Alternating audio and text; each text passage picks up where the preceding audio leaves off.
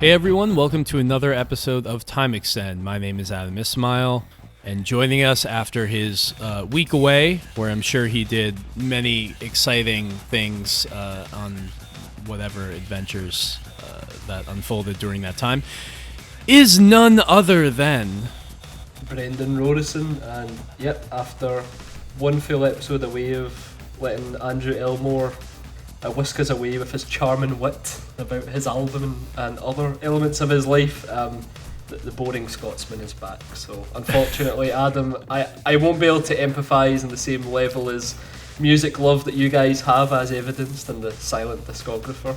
But we can get back to talking about some racing games. And compared to other shows that we've done, we don't really have like a specific topic today. We're mostly just going to be talking about what racing games I think we've been playing, or in your case, trying to play. And do something a bit more freeform, I suppose, because to be honest, we've had some fantastic guests, we've had some great featured topics, but ultimately we play a lot of racing games for the purposes of chatting shit about them, so here we are. Yeah, I enjoy doing the episodes where we really have deep dives into certain titles, and I think that's something that I'd like to do next show. But this one, there's one game that recently came out that you want to talk about, Brendan, and it's an interesting situation we're in right now as far as the PS5 and the Xbox Series X kind of games starting to come to those platforms that maybe we've played elsewhere, but they've been sort of ported or updated in a way to take advantage of the hardware, and kind of comparing that against what's going on the PC side. Through my job, I've been trying to become more of a sim dad and review and familiarize myself with the hardware, and that has proven difficult, as we'll talk about later. So yeah, I think we're just gonna have a discussion mostly about sim racing and those kinds of games, because that's kind of what's been going on for both of us lately. Yeah, absolutely. Even the most kind of arcadey of the games we'll talk about today definitely has its kind of roots in sim racing, and I think that's what makes it interesting. So I suppose we can just kick off with that game. I've been playing a good chunk of Circuit Superstars, a new racing game published by Square Enix, of all companies, developed by Original Fire Games, which makes up a very small development team of 5 people. Basically, this game recently released into early access after a successful demo period about 5 months ago, I think. And basically, what we have here is it's almost like a circuit version of Art of Rally, I would say, Adam. It's very much let's take sim racing, put it in more of a top-down kind of old-style arcade racer, but try and maintain the elements that make sim racing interesting in a more bite-sized experience.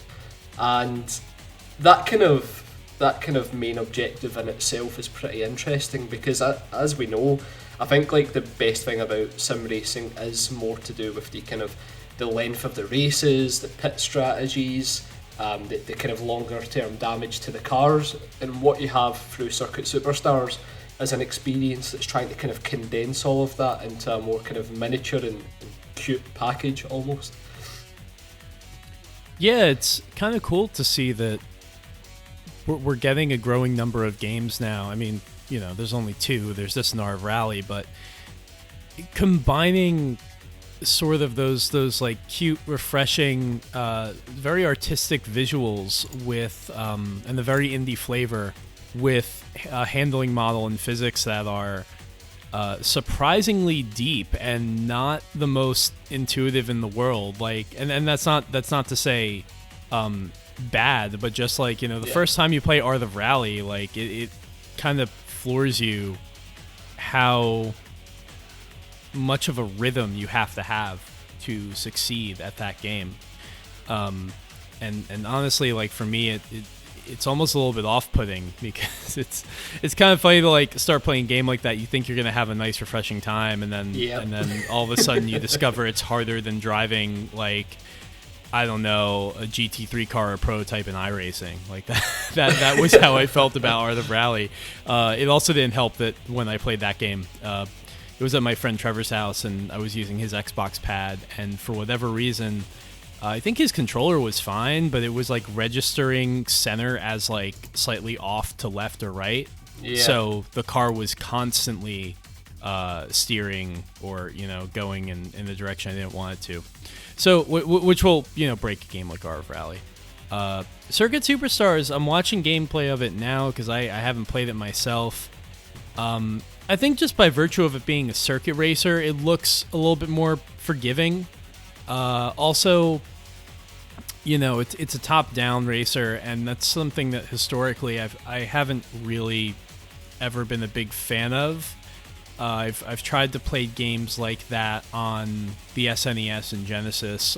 Actually, that's something I can talk about because I was able to get my Analog Super NT kind of running ROMs and things like that, so I can chat about that. But it's just not my most intuitive idea for how a racing game should play. So I'm kind of always surprised when someone's able to do it in a way that a lot of people get into.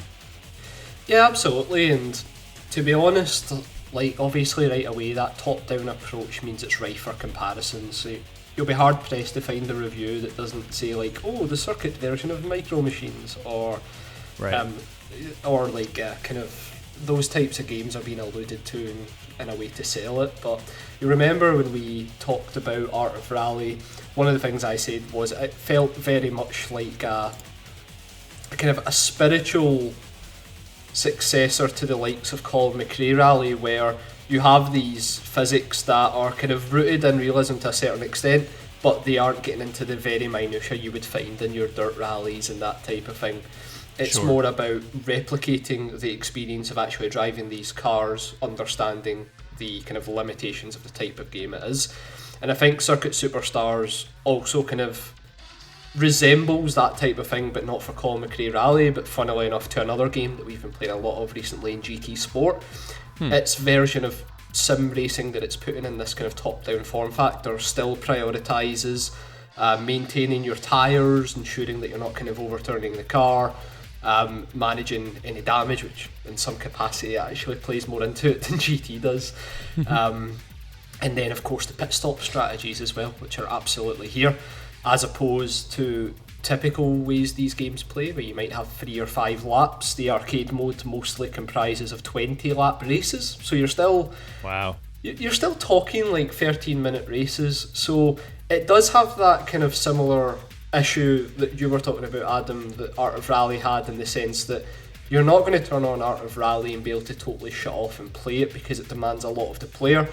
Circuit Superstars kind of feels the same, because all of these sim elements in a 3-lap race, 5-lap race, yeah, it's just like any kind of top-down racer, but the game's kind of career mode as is in early access at this point, which is important to note that it isn't fully released. It definitely prioritises those longer races, and even online as well, with the limited online functionality that's there, it's about these longer form races.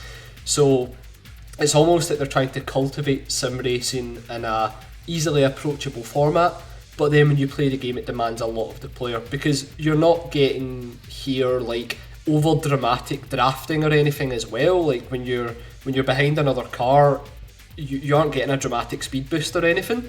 There's no kind of KERS or DRS system to kind of give you a bit of a boost when you need it.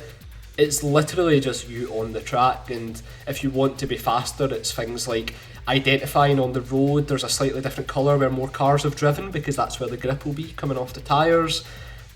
There's a lot of layer to the racing that's here, and it doesn't become apparent unless you're doing those 20-lap races. The biggest issue for Circuit Superstars longer term, when it leaves early access, is going to be convincing people to actually do those lengths of races, because it is that Art of Rally problem that I think people like yourself were talking about, Adam, where at that point maybe you just played at Rally or something.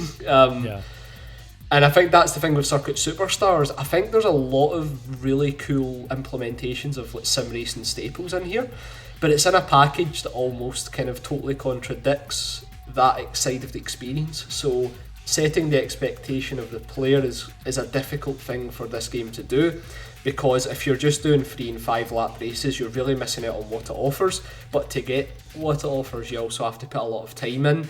And I would be lying if I said there wasn't a few times where I was like, God, these races are actually pretty long.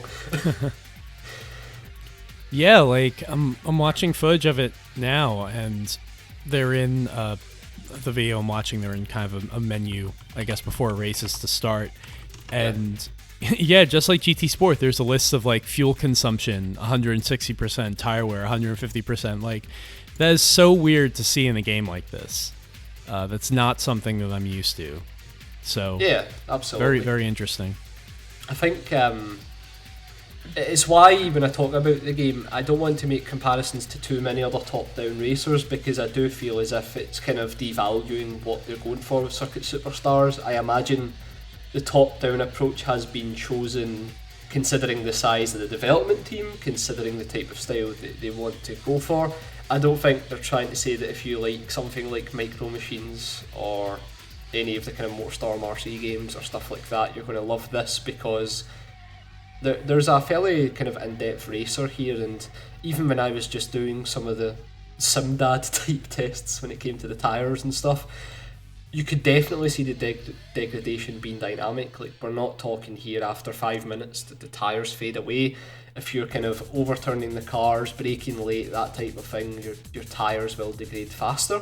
It's amazing.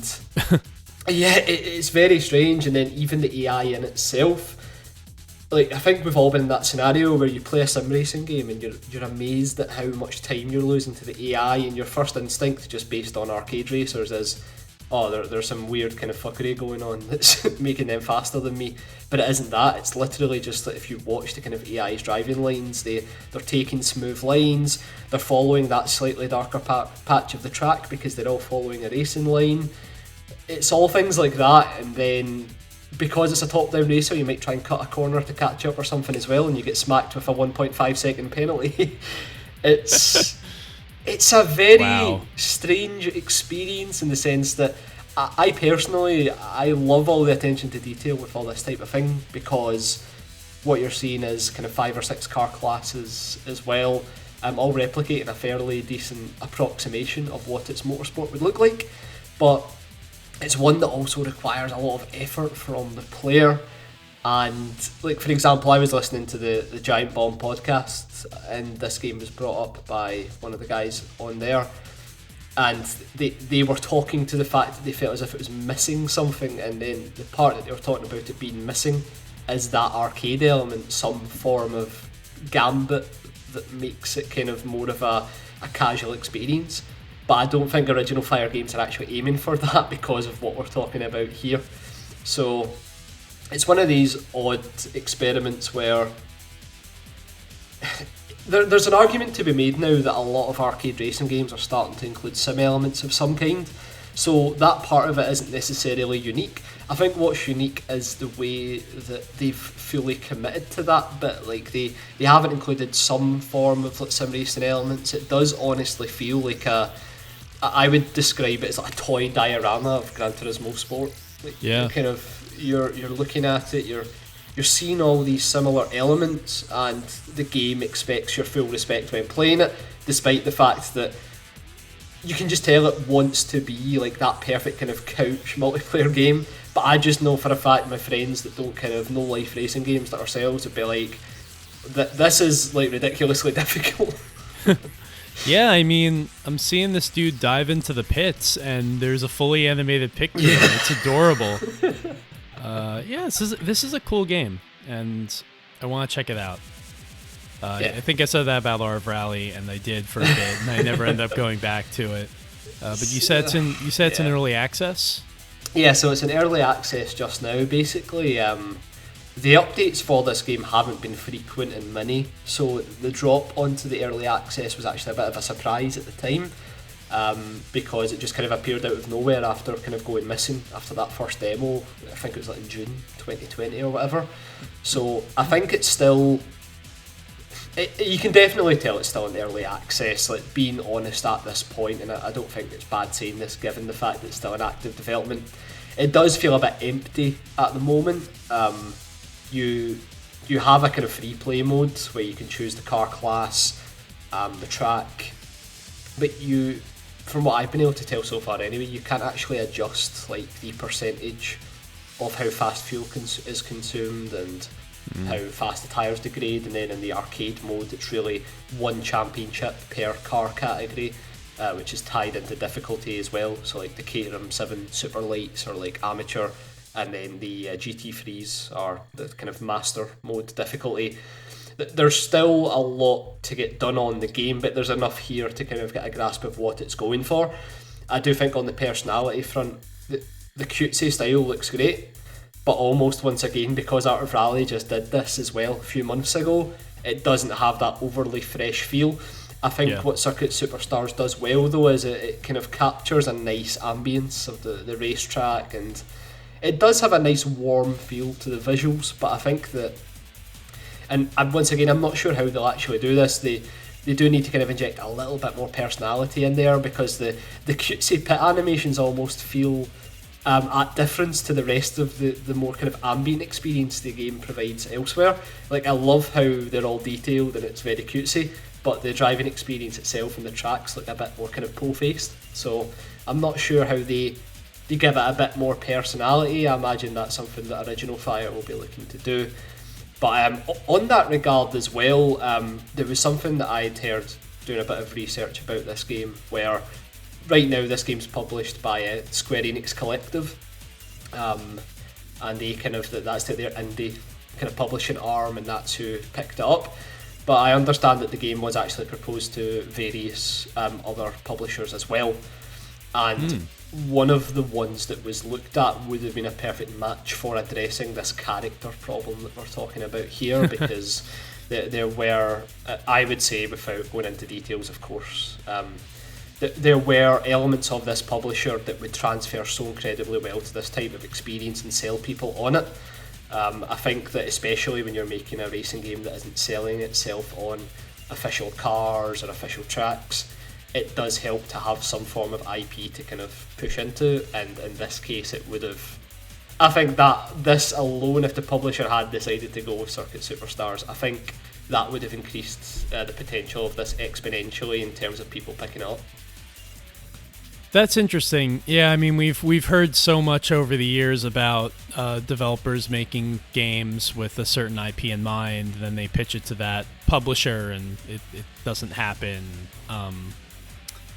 Yeah, it happens a lot in the racing genre, but this game could benefit from that. I mean, I'll actually say that, like, I mean, yeah, I guess I see what you're saying, that there's maybe a bit of a genericness to it. But I also think that because a game like this has never really existed before, because there's never been a serious, like, almost simulation top-down racer, I feel like that is this game's identity. You know, looking at it, like, yeah, there is a certain lack of uniqueness to the visuals, I guess, when you compare it with other indie titles. I mean, you know, having played Motorsport Manager a lot over the years, there's kind of that sort of look to the visuals, but I mean, there's never been a game like this before, so I think I'm willing to forgive that, as opposed to, say, I don't know, like a Horizon Chase Turbo or something like that, where it's like I feel like I've played a game that looks like that 8 million times in the past, and exactly, 100%. Yeah, I think like we get a lot of these, and this is why I'm more than happy to say this here, because I've been on record before saying that the kind of overly in-your-face arcadeness of retro throwback arcade racing games is a bit played out at this point in time. So, like, we've got a good few kind of other arcade racing games coming up, like Victory Heat Rally and stuff, which look really cool, very unique, but visually not something you would be kind of surprised about in terms of the kind of aesthetics and stuff. But like you say, I suppose, like, this is kind of new ground, a top-down sim racer of this kind, so it makes sense that they would go for this type of style. I think it's just it's the thing like Gran Turismo excels at, for example, compared to other series, where they, like, Kaz and the team know what makes that feel like a premium car brochure like experience.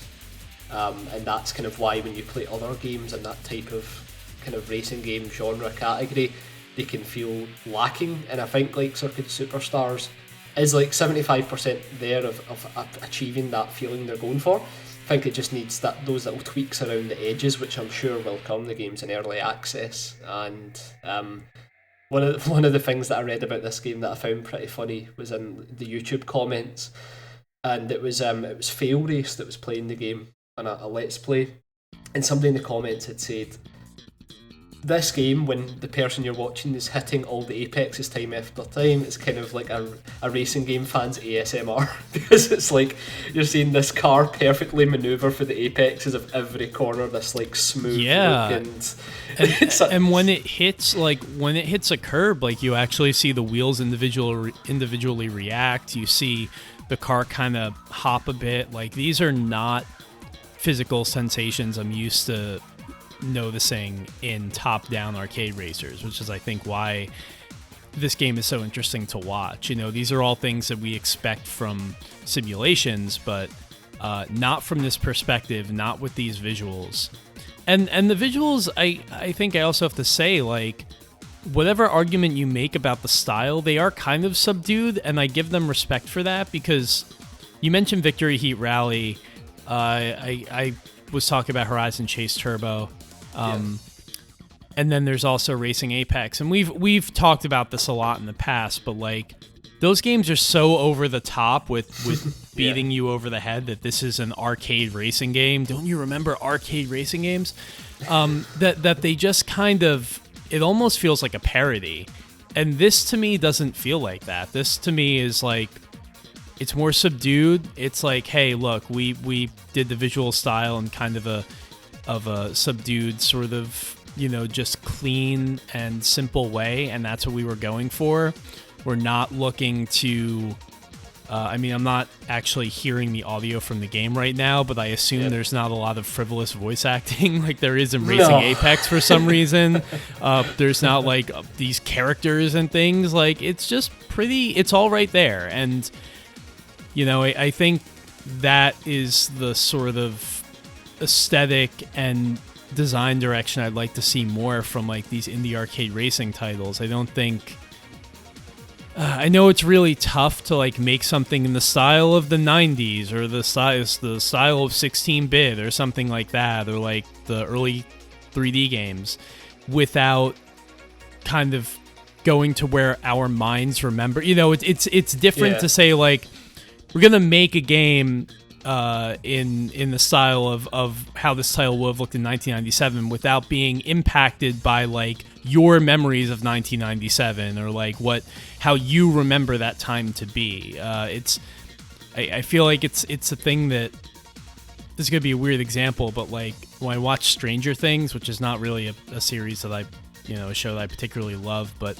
having not been around in the 80s, one of the criticisms I kept saying about that show was like, yeah, this show was clearly made by someone who it was based on how the 80s are remembered rather than how the 80s actually were. And I feel like that's a lot of the problem with a lot of these arcade racers that are being made now. It's meant to fit this aesthetic that is sort of just present in the mind without thinking about like how it actually would have been. And I think it's just very easy to do that, and there's not a lot of thought that goes into it. So just everything about this, like the pitch of making a serious racing game that's top down, it kind of goes against your expectations. It subverts your expectations, and I think I praise them for trying. Yeah, absolutely. I think as well, what I like about it, like you're saying, in terms of the way the car moves over the curbs and stuff, there's also other little touches like the kind of the wind going through the trees as well and slightly moving the trees. And then on the audio front, the soundtrack just before a race is very kind of indicative of those kind of very chilled out like golf games, if that makes sense. Like, it's just that kind of, this is a a small time race. Everybody's going to have fun racing. It's not overly intense, so crazy over the top or anything like that. And then there's just other things as well, like the kind of the smoothness of the camera movement as well. Like it isn't like jittery or over the top. It's very much the type of arcade experience that I would like to see more of, in the sense that we get away from, like you're saying, trying to replicate the games without understanding what made them so good in the first place. The thing is, like for Hot Shots racing and stuff, like people really enjoyed that, and like all power to them for that. But as we went over this before, so I'll just kind of cut my feelings short on that regard. But it's just one of those things where I'm not really in the kind of arcade racing genre fandom for the over the top examples of it. It's more for the exemplary ones where we take a risk, and Circuit Superstars is definitely doing that. It's poised to release eventually on like PlayStation, Xbox and Nintendo Switch as well. So I really hope that it finds the fans, and just obviously on PC this tends to be the case, but there's already kind of talk on the Steam discussion boards about setting up a kind of F1 championship across all the tracks. And very cool. Full tyre wear and stuff, and I think that's where the game will really shine. I think when it finds that group of people who are like, you know what, I would rather find milliseconds on this fake version of this track than put another 2 hours into something like Assetto Corsa. Like, I think there will be that group of people who really vibe with what it offers, and the kind of few people I've talked to about the game so far as well, that is what makes it good for them. Because I did say initially that I think like a DRS or KERS system would have been cool in this game for some of the cars, but like it was immediately shot down by this particular person, like, oh god, no. And then I realised why that was the reaction. It's because the beauty of Circuit Superstars is in the subtlety of it. It doesn't need one mechanic that totally kind of overblows the rest of it. It's more about learning these corners, keeping the smoothness of the drive, and ensuring that you kind of set the best lap times possible, because it does have that same feeling I find with Gran Turismo, where like you can say Gran Turismo isn't the most realistic, of course, but what it does do is like it makes you feel when you fuck up a corner and you cannot get control of the car again. Like you feel as if your line's off. It's very hard to get back in the groove. It's the same in this game. Like as soon as you miss an apex or you go in too deep into a corner, you feel that battle with yourself to get back into a slow and steady pace that ultimately ends up being faster. And you know what? That can't be easy to capture for this type of racing game, so I think Original Fire are doing a great job. Yeah, cool to see it. And you know, we've spent I think about a half hour on Circuit Superstars, so I think I've said everything I can say about without having played the game, and you've given a good summation of your feelings, so we can move on.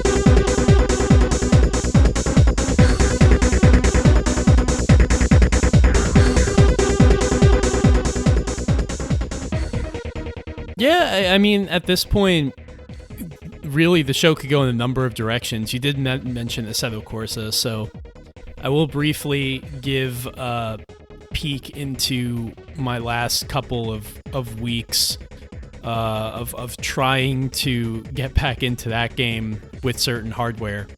So as part of my job, because for those that don't know, I write for a site called Jalopnik, and we are trying to do more, sim racing hardware reviews and stuff like that, and that's been my main focus. And it's been a bit of a learning experience for me too, because I'm not the most avid sim racer in the world. I've played games like iRacing and the Assetto Corsa and stuff before, but it's not something I've kept up with. But I genuinely enjoy it. Like a couple weeks ago, I was actually playing iRacing for the first time, really consistently in years. I was at my friend's place and just kind of put away like a half hour, 45 minutes or something into driving one of the GT3s. I think it was the Ford GT. And it felt great. Like, it felt better than I remember. It was like super smooth. It was super easy. Something that we always say sim racing should be. I think a lot of people have finally come along and realized, like, it shouldn't be exceedingly difficult to drive like a GT3 car. It should be hard, to get the most speed out of it, but it should be immediately sort of fun and intuitive. And that's kind of the way this felt. So I was really looking forward to like doing these reviews and things, and I had reviewed the Logitech G923, which is fine. It's basically the G29 with a haptic system that I don't really feel adds that much to the experience, but it's a good value. Fanatec has some stuff on the horizon. There's that new McLaren GT3 wheel. There's also that absurd BMW wheel, which I may get a chance to check out one day. But you can find reviews of the McLaren wheel online. I think it's like shipping in the spring or the summer. So if you ordered one, it should be coming soon. But they sent me the GT3 V2 wheel, and they also sent me some hardware to get me started. And to offer some peek behind the curtain, I guess, because I think it'd be good for like reviewers and people in the industry to kind of explain the background of what happens when you try and review something, the conversation between companies, because nothing here is like behind an embargo. There's nothing I really can't discuss. And I think the problem is, like, when you don't discuss these things, that's when people start to think that, like, journalists are getting paid under the table, or they're getting all this stuff for free, and which I'm not saying doesn't happen. I'm sure no one gets paid under the table, I'll make that clear. I'm sure certain influencers and stuff get their stuff for free, but ultimately I have to send back everything I use, which is the way it should be. So basically, they were like, you're gonna review this wheel, right? So we're gonna give you all the hardware that you need, the rest of the stuff to do it. So they sent me the Club Sport V3 pedals, and then they sent me a Podium direct drive wheelbase. Now, this was nice of them, but it's tough for a couple of reasons. One, it almost invalidates the wheel that I hook up to it, because at that point, it's like, all right, you're kind of trying to win me over with, like, isn't this an amazing experience using a $1,500 wheelbase with a direct drive motor? And at that point, it's like, I have to be very judicious and careful about, like, separating my opinions of the wheel, which is the purpose of this review. I'm reviewing the wheel. I'm not reviewing the base, the everything, which I can do that. But it's like, all right, so that's already a little bit frustrating. But the bigger issue is, like, I can't really fit a direct drive base into my setup in any way, shape, or form. And the individual I was talking with from the company, who was very nice, very great, very helpful, they asked me what my setup was, or what my quote-unquote rig was, and they told them I had a Wheel Stand Pro, and they sent me this direct drive base anyway. So, like, I get the base, right? And I finally get this wheel, which took a little bit longer to show up. And I'm like, all right, let's just take a quick look at what this is going to be like, if this is even possible to set up. And I take the wheelbase out of the box for the first time. I'm like, oh God. And then I, prop up my Wheel Stand Pro, and I just, like, take one look. I keep going back and forth looking at each of these things. I'm just like, there is absolutely no way, shape, or form that this, brick is going to sit on top of this very, very small metal plate. And even if by some, miracle I could get this wheelbase on top of the wheel stand to stay there, the sheer torque from the direct drive motor would absolutely destroy it. Because, like, the Wheel Stand Pro, I mean, you've had one, Brendan. It's strong for what it is. It's all metal and everything like that, but not made for this. So I was just like, all right, I'm going to have to swap that out and ask them to get, like, was it the CSL base or something like that, which, I think we're working on. But it's been such a process. And this speaks to the issue I've always had with sim racing. And I wrote about the Logitech wheel, I reviewed it, and I got a couple of, like, critical comments about, I think it was a Logitech review. It was also a story I wrote about BMW has this pitch for, like, a sim racing sort of stand/table thing. Yeah. And in both, I just kind of said, it's difficult. This is obviously an expensive hobby, but it's also a hobby that requires space. And, if I can't, in the places that I've lived in my life, over the past 7-8 years, if I can't have some sort of solution that allows me to put the wheel and all the gear and stuff away and bring it out as I need it, and use, like, a stand or something like that, use a chair, a computer chair, something like that, desk chair I already have. If I can't put this away when it's not needed, it is impossible for me to be a part of this hobby, like, to really immerse myself in it. I've never had the space, and it's very expensive, and people will fucking, like, they go insane when they like the most rabid sim dads are just like, what are you talking about? Like, it's something to be proud of, like, put it out there. It's like, no, I won't. I don't have that much space, and I don't want people to come over and be like, what's this huge freaking, like, mess of, like, twisted metal and tubes and shit you just have in the middle of your apartment? Like, I don't want to be that guy. I'm sorry. I mean, look, if you do, that's great. That's good for you. I'm glad you could wear it on your sleeve. For me, I do this podcast.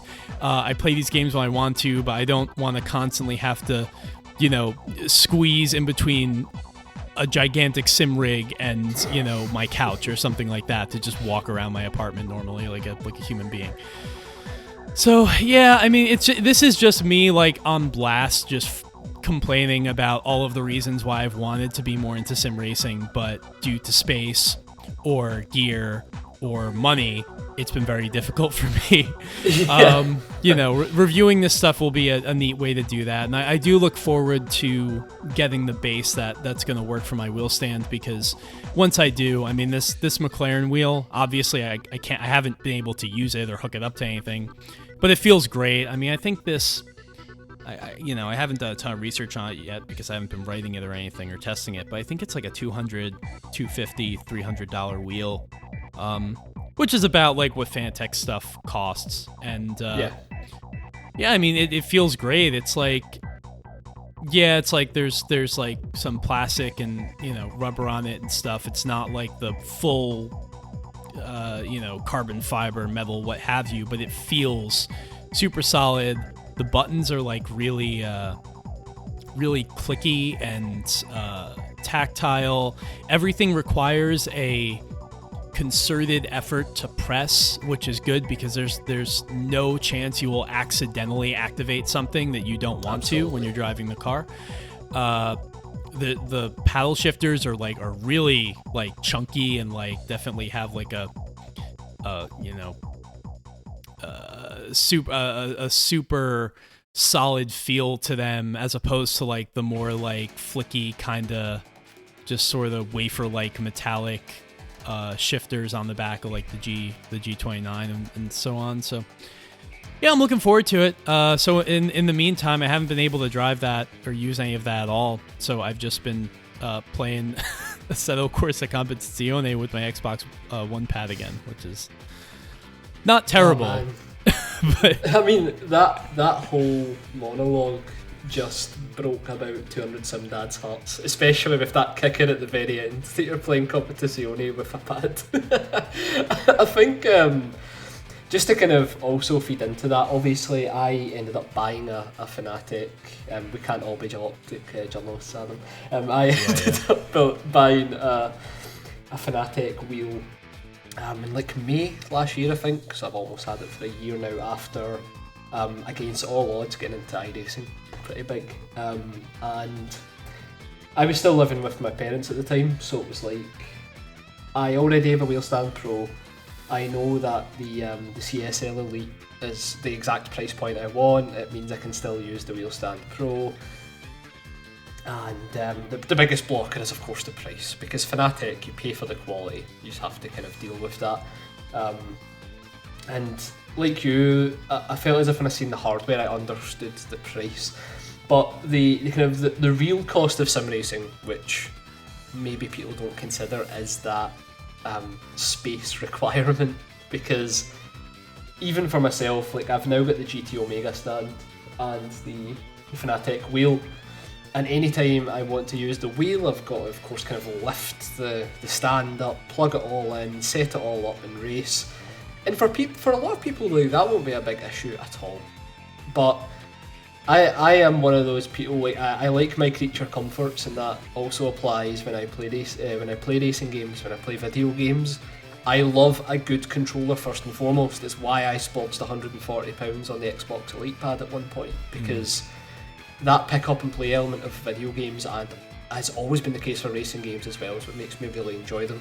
And it wasn't until we were playing GT Sport, which we do every Thursday through the Discord, I was taking the wheel out, I was setting it up, and I just got to the point where I was like, how much is this actually adding to my experience of something like GT Sport? Is this necessary? And then the next week I started using the pad again, and I just totally fell in love with the game, like completely, because I'd forgot somehow how great that game is on a pad. And ever since, I've not really went back to the wheel for GT. Like, using the Fnatic is like an absolute requirement for me personally on iRacing, on Assetto Corsa Competizione. But like, it is one of those things where it has limited use for me now, and I'm happy to admit and accept that. I'm past the point of feeling like I've made this big purchase, I need to rationalise and justify it, which is maybe why I was using the wheel for absolutely everything at one point. I'm now at the point where I don't want that fucking wheel stand in my apartment lounge every single day. Yeah. If I'm playing something like iRacing or something like that, I'll absolutely bring it out, but I have no qualms in admitting that I'm more than happy to use a pad for most things. So it is an interesting point. I don't think a lot of people consider, who aren't totally invested in the sim racing ecosystem, like the space requirement, the commitment to ensuring the thing's always plugged in, that type of thing. It's definitely, it's not a hidden cost financially, but in terms of the kind of capability to play games, it's something you've got to keep in mind.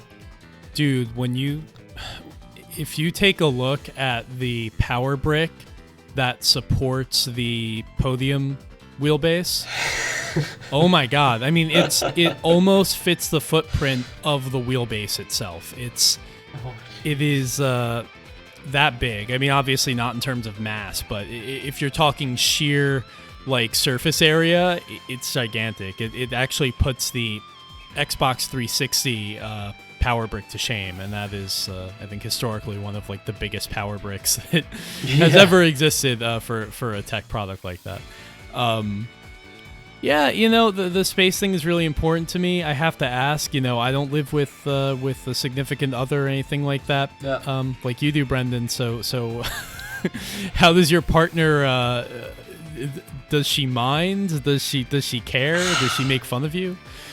I mean, not particularly. I think like she can empathise with it in the sense like she's got her kind of PC set up in another room, and sure, she recently bought a corner desk to have like her full DJ set up, because that's what she's doing. I mean, obviously we're comparing somebody driving digital pixels with a £700 piece of hardware to she's immediately cooler than you. Yeah, exactly, and I accept that 100%. But no, she's kind of relatively fine with that as well, and I think I bought recently one of the oddest purchases I've made in a long time, and the SimDad equivalent of a DDR pad.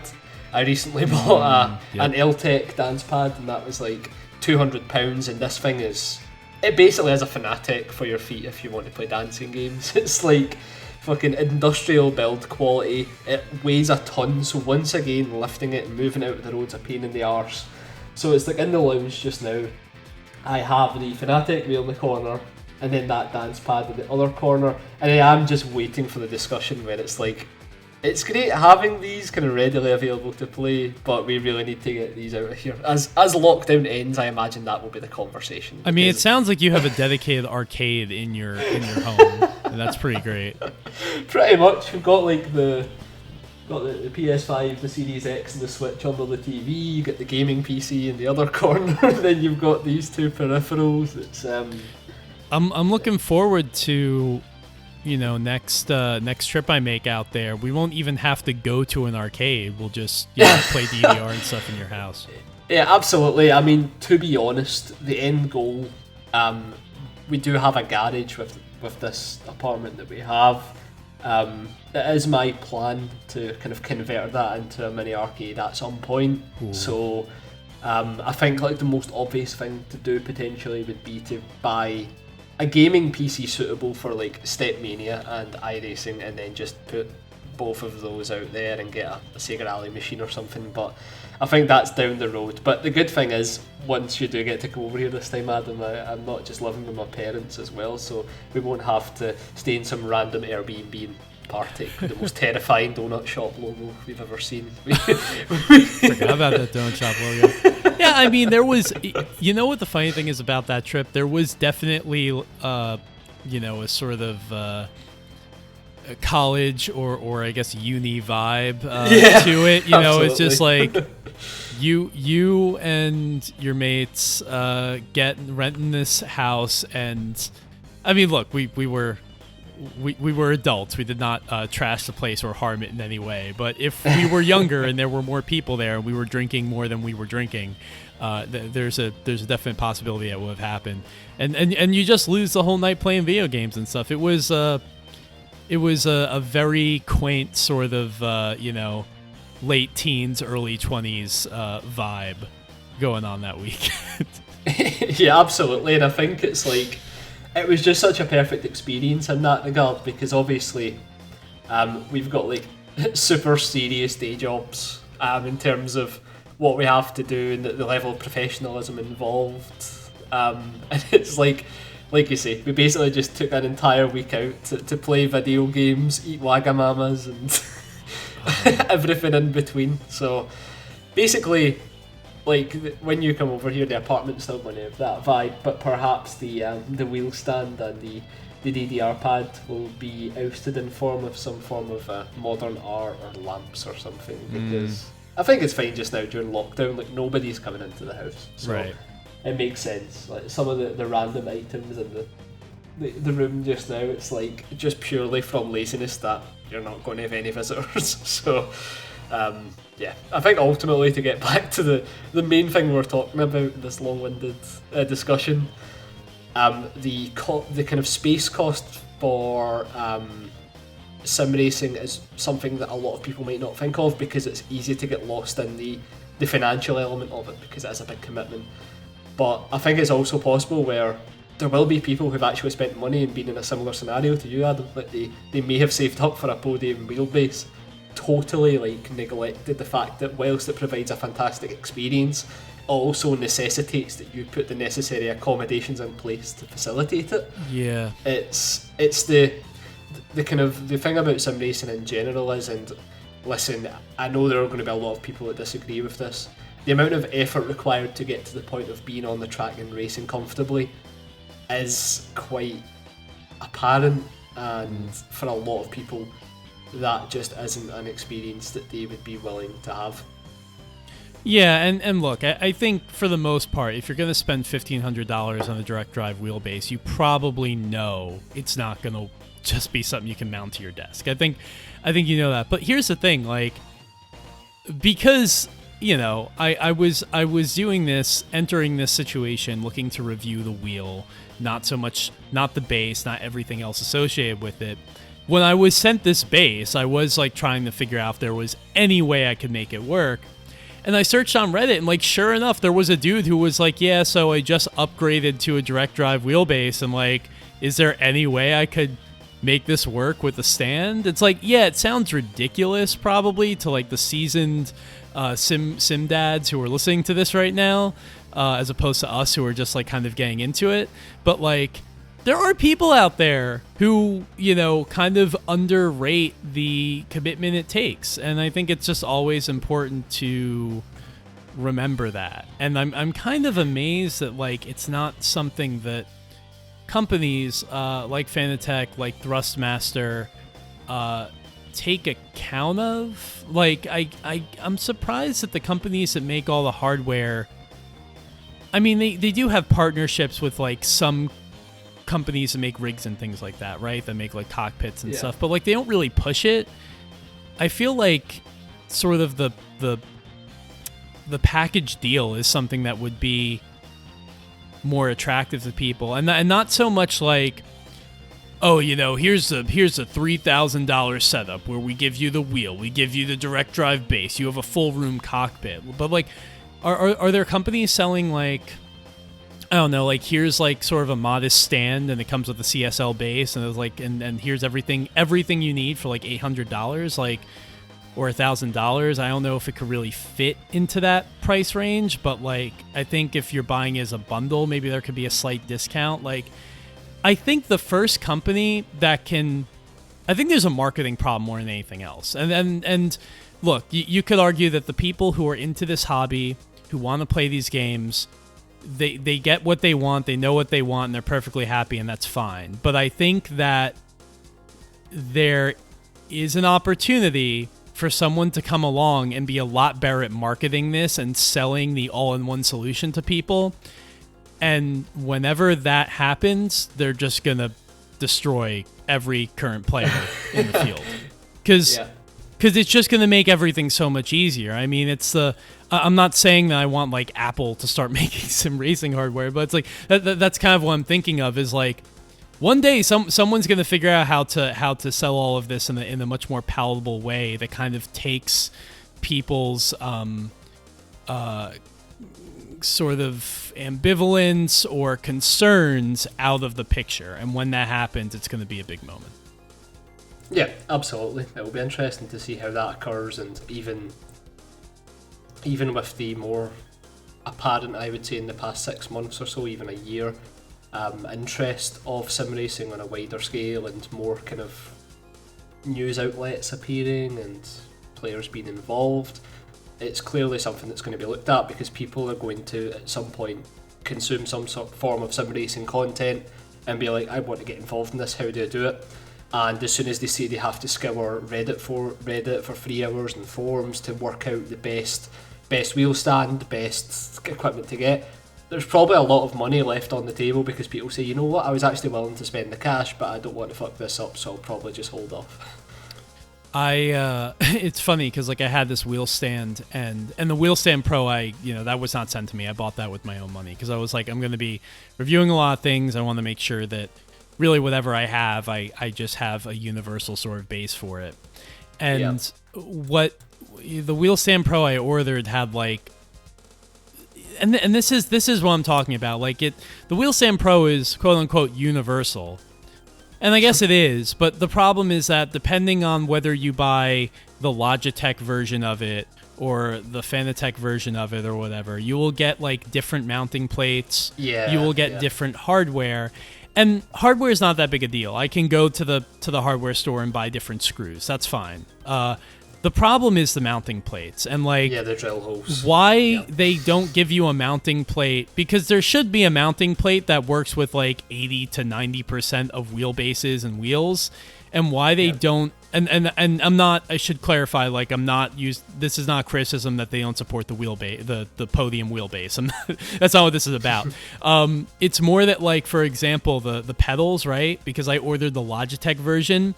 The little Brendan, you know what it is. It's basically like it's almost shaped like a ruler. Like it's just like a metal sort of strip of thick metal that goes underneath the bottom of the Wheel Stand Pro where the pedals mount, and you kind of screw it in past into the pedals, so like it sort of allows the pedals to sort of hug themselves against the base of the wheel stand.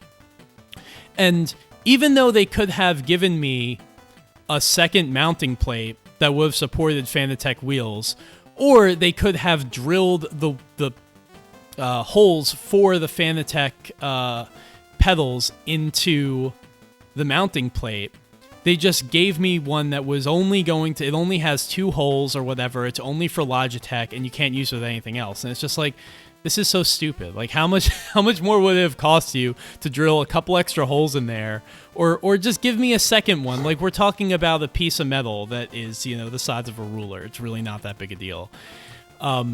Stuff like that is just very annoying. So my solution was actually, you know, I found this Reddit thread that was very helpful, and I just used a bunch of zip ties I had lying around. So I have I have the bottom of these pedals zip tied to the bottom of the wheel stand at 4 different points, and these are the things you have to do to make it work. And look, it's fine. It was easy, but that's kind of right there is the crux of what I'm saying. Like, there's a lot of people. I know there's a lot of people who just like say like, who the fuck cares? Just make it work.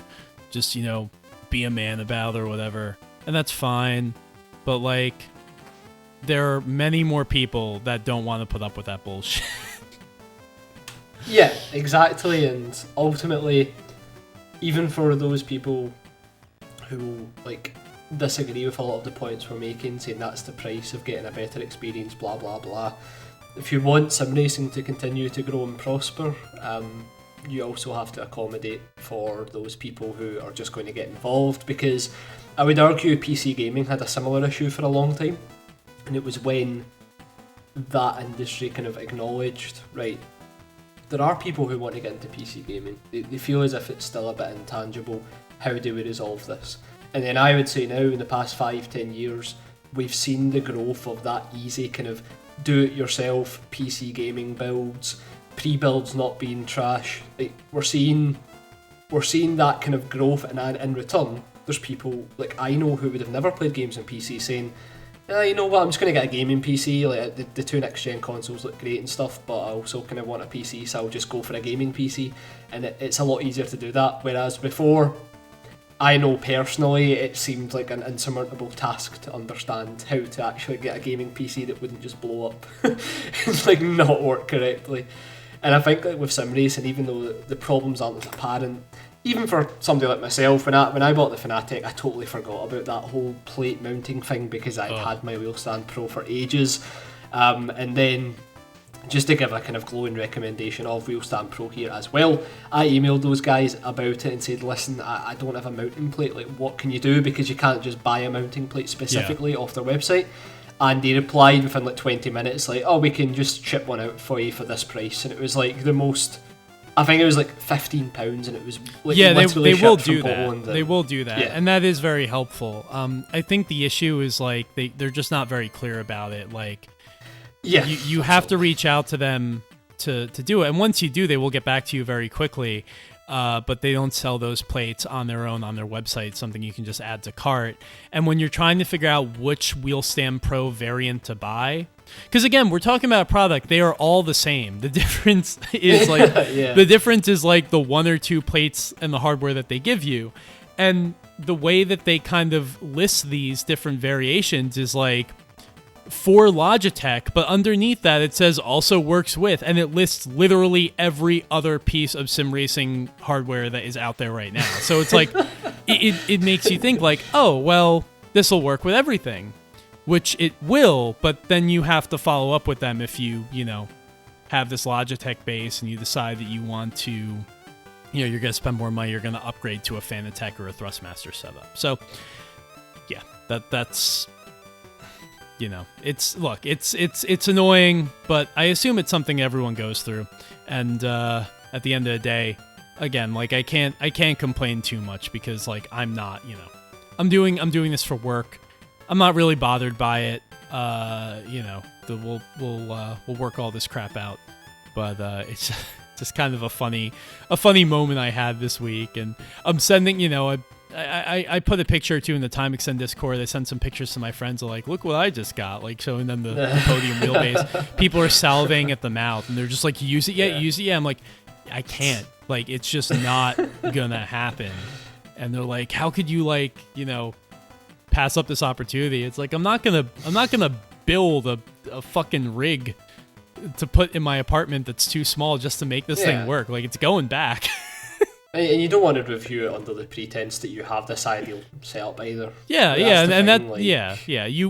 and that's something too. Like, I was very, when I was sort of explaining to the folks at the company, like, and I guess I should like, was explaining when I sort of pitched this, like, Fanatec and Thrustmaster of just like, hey, we want to do these wheel reviews. Like, can you send me like a sort of modest middle of the road setup?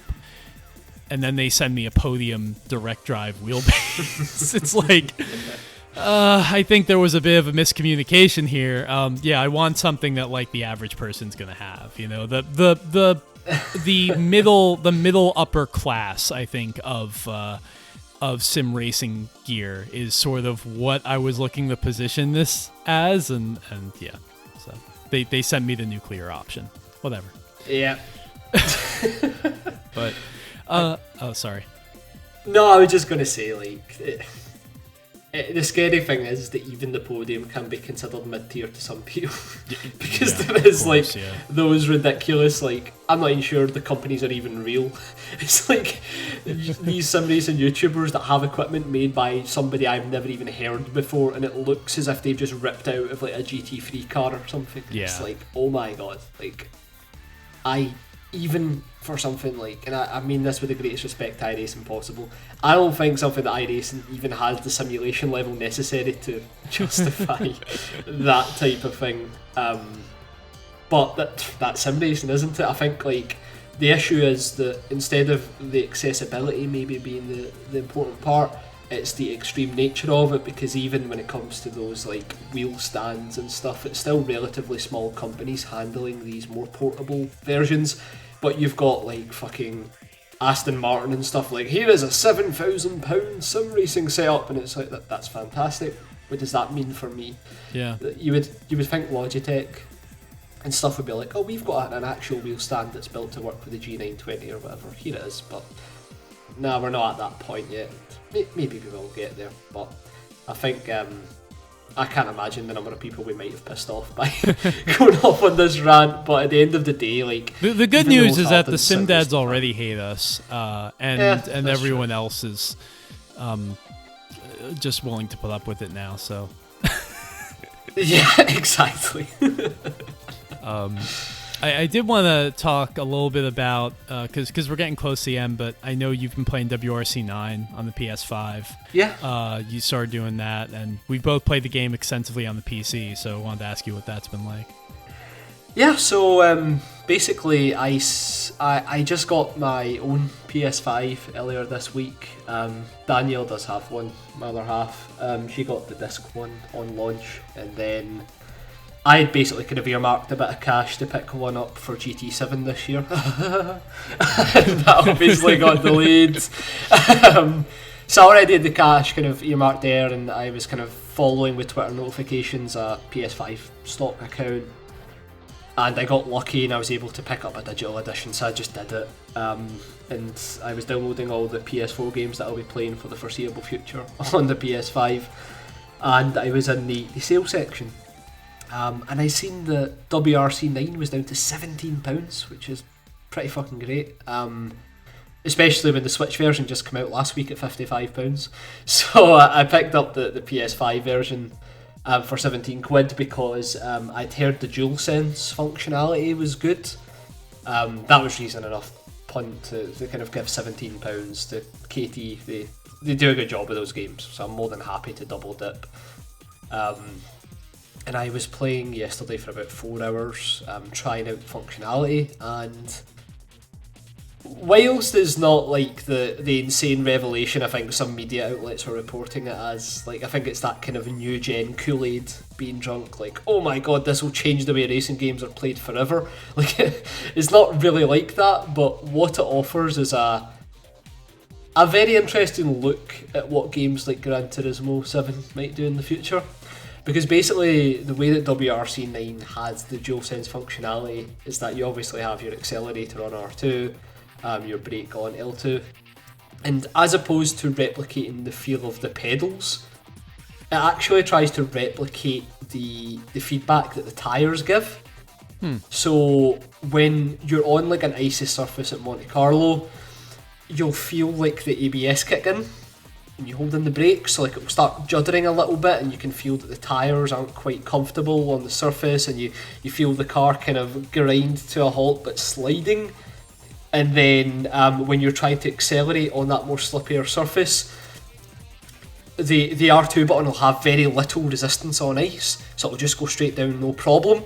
But then when the grip kicks in, once you get into like second gear or whatever, you feel that resistance slowly building up. Right. And it's a really cool experience, and I think the thing is, I've seen a lot of people consider like, oh, it'll never replicate how a wheel feels. But I don't think that's what it's trying to do. I think it's trying to be more immersive by translating the car's interpretation of the driving surfaces onto a control pad, whereas the wheel is more about how the car actually feels as if you were driving it.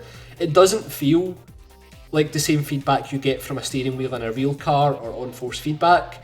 It definitely feels like a more creative example of certain elements of the car and the feedback through that. So when you're on gravel as well, the R2 and L2 buttons both have a lot more resistance as standard, but when you slide the car, the R2 and L2 release all that resistance, and then you can kind of drift the car no problem. It's only when you're on a straight line, when you've got maximum grip, that there is a bit more resistance.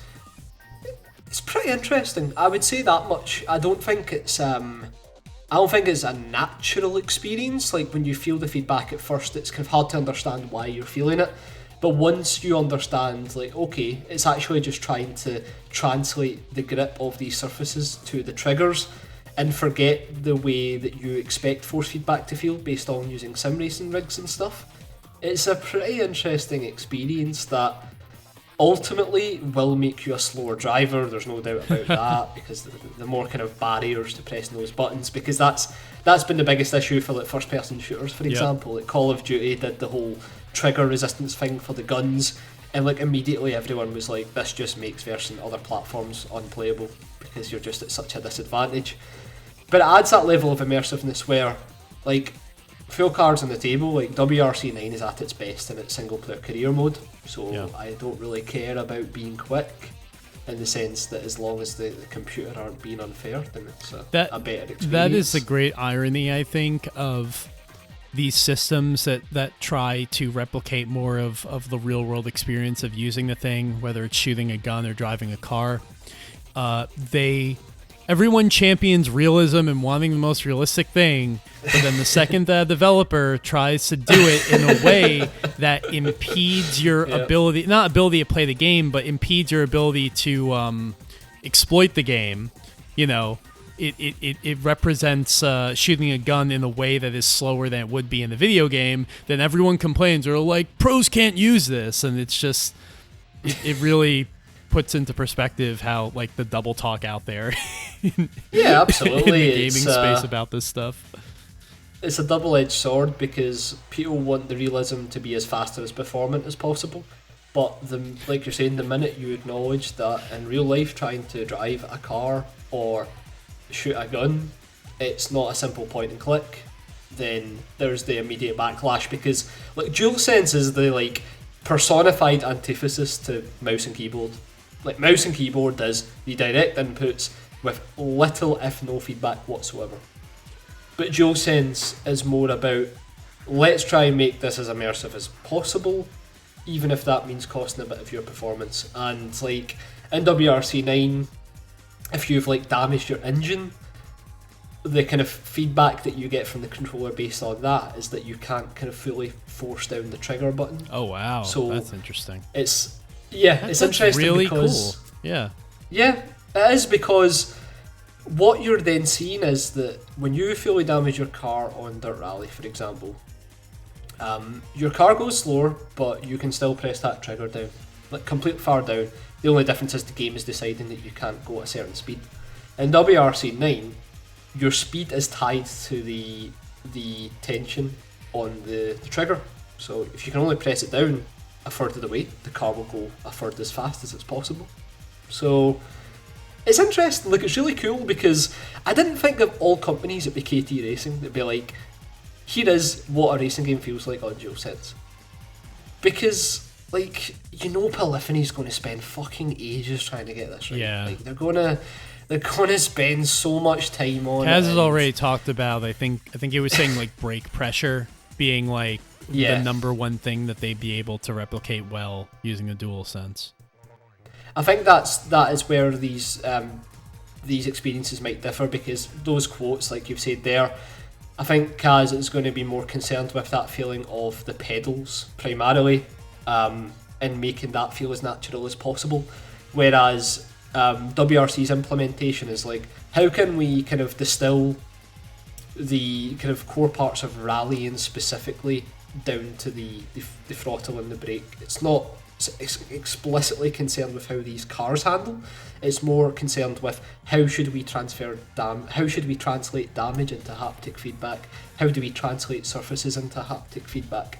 So I think that's why it's not a natural experience, in my opinion, in the sense that I could equate the feeling I'm getting through the triggers to what you would feel on a wheel. It's so far removed from that. But I also love the fact that it is, because it means that the door is now opened to different interpretations of how the DualSense may be used in the future. Listen, I know the way these things go. Within 2 years, it'll probably be a footmark on the entire PS5 experience. But this feels like a kind of miniature Wii Sports moment for the DualSense. Like, oh, okay, this is how racing games could implement this. It will be interesting seeing how far it goes, but I think as well, all credit to KT for getting something out there so quickly on the PS5, because I've seen multiple people, or many people I should say, who wouldn't normally touch a game like that, literally just picking it up because they've heard what people are saying about the DualSense implementation. So has me curious about what the Dirt Rally team will try to do when they, you know, inevitably come out with their next project on PS5. Yeah, absolutely. I think like there's no immediate fine art to it, because as Kaz has said, he's got a much like his definition of what he wants to achieve is not what translates to WRC 9, and I imagine other racing games will differ quite greatly as well. It's going to be interesting. I really feel like you have the chance here to basically change the way in which your racing game is played if you implement the haptic feedback correctly. But there's even just other things as well. If you want to talk about the PS5 hardware and the criticism of that, then if you want people to play with DualSense on and at full functioning like capacity, you're reducing the battery life to like 3-4 hours. So there are going to be people like, I can't be bothered charging this all the time, so they just turn DualSense off. Because like, for example, when I was playing games on the PS4, the DualSense, it was like 3 bars, so absolutely fine. When I played WRC 9 for an hour, the bars had dropped from like 3 to 2. So it's like, you're asking a lot of the player to kind of commit to being slower and also have that additional headache of having to keep the controller charged a lot. Yeah. And like, that is such a minor issue, I get it, but ultimately this whole podcast in some ways been about how to approach racing games and do racing games and the hardware associated with them kind of welcome you in, whether it's Circuit Superstars, more kind of approachable sim racing elements, or Fanatec wanting to own your existence. Like, what we're talking about here is, will people longer term want to accept that they'll be a bit slower, get slightly less headshots to use the DualSense capabilities? we'll find that out over time. What I will say is, and I'll hold my hands up, I did think it would be as kind of irrelevant as the HD Rumble was in the Switch, but the initial implementations of the haptic triggers that I've used so far through Astrobot and now WRC9, there is some cool technology there, but ultimately over time it could just as easily become a footnote on, oh, remember when Sony tried that, and then you get the PS5 Lite or whatever that does not have that functionality in the controllers. I wouldn't be surprised. But I think WRC9 though, a really cool implementation of translating that feeling of rally to the triggers that goes beyond the simple feel of the cars themselves. I think DualSense will have a longer life than, you know, your PlayStation Moves or your Kinects or various. Like, everyone derides a touchpad. I don't know why people complain about the touchpad so much. I mean, it goes underused in games, yep. But I think the potential is there. I feel like in this industry there's a big disconnect. People aren't nuanced enough in talking about, like, is the hardware bad, or are people underutilizing the hardware and that's why you think it's bad? Like, you know, Kinect, for example, was bad hardware. It was inaccurate. It just force you to make all these sacrifices in your life to freaking use it. It was always listening. Like, nobody wanted to put up with that. But, like, you know, the touchpad on, like, the PlayStation controller, like, there are situations where I think that could be super useful. And one of the cool things about it is, like, you can map, like, in GT Sport, for example, left sided touchpad versus pressing the middle versus pressing the right, which can be very useful for, like, all of the crazy controls and stuff in GT Sport for aspects of the car that you don't maybe even necessarily realize is there. Like, you can control your signals and your windshield wipers, and you know, there's a whole multifunction display element too. So yeah, I mean, I think it's good that it's there. I think it, based on the response so far, it's one of I think the coolest aspects of the PS5 that pretty much everyone can agree on is a good thing. And I feel like developers will keep taking it into consideration as they make games. It's funny because, like, I have this white, that kind of skeleton white, semi-transparent Xbox One controller that I think is one of, like, the most beautiful controllers that has ever been made. Like, I think this thing looks awesome. I've had it for like 2 years now, and the something seems to have broken inside of it. I mean, it all still works as intended, but some piece of plastic or something broke off inside the controller and is now moving itself around to various parts of the innards of this Xbox One controller. And sometimes it lodges itself underneath the triggers and I can't press the triggers down all the way. And then I'll have to shake the controller and then it'll gravitate to some other part of the controller. So we'll see how long I can use it before it really becomes a problem. But it's funny that you mentioned the Xbox Elite controller because, yeah, that's one I've been thinking about. But yeah, I don't know if I could bring myself to spend all that money. I know, especially when, like, the Series 2 did have a lot of issues as well. At that price point, you don't want to be reading about very highly recurring issues and an extended warranty because the issues are that bad. So maybe good just holding off at this point. I'm sure there'll be a Series 3 at some point that fixes the issues. Yeah. Well, when you pay big money for hardware like that, you also sign yourself up for big issues sometimes. So. Yeah, absolutely. Well, you know, it's funny because I really didn't know how the show was going to go as we started, but it just ended up becoming this, like, larger philosophical discussion on, like, inputs and hardware related to sim racing and stuff like that. And I think it actually resulted in a pretty unique installment of Time Extend that I'm happy just kind of happened this way. Yeah, absolutely. It's definitely not a topic we could ever kind of construe beforehand, so it's yeah, this has been a very interesting episode, but one that I'm glad we've got in our arsenal now of episodes for people to listen to. Absolutely. As far as things coming up on the horizon, I don't really know if there's anything that we can necessarily speak to right now. There's a possibility might have a really cool guest on in the future, though I don't know when that'll happen. We'll say Jason has been talking to me a lot in the background about wanting to dive into Jet Moto and Wave Race, which I think might be a cool topic for maybe the next episode. We might have to explore those, because especially he is like the Jet Moto guy. Like he is like a Jet Moto pro. And have you dabbled in the Jet Motos? So I haven't actually, and that's one of the reasons. I think we talked about it on Discord once. It's one of the reasons why it'd be a good episode to do, because like I've got such zero experience for those titles that it'd be like a totally fresh experience. Yeah, just emulate it or something like that, because it's a PlayStation game. It runs perfectly fine emulation, and yeah, you can check it out. They're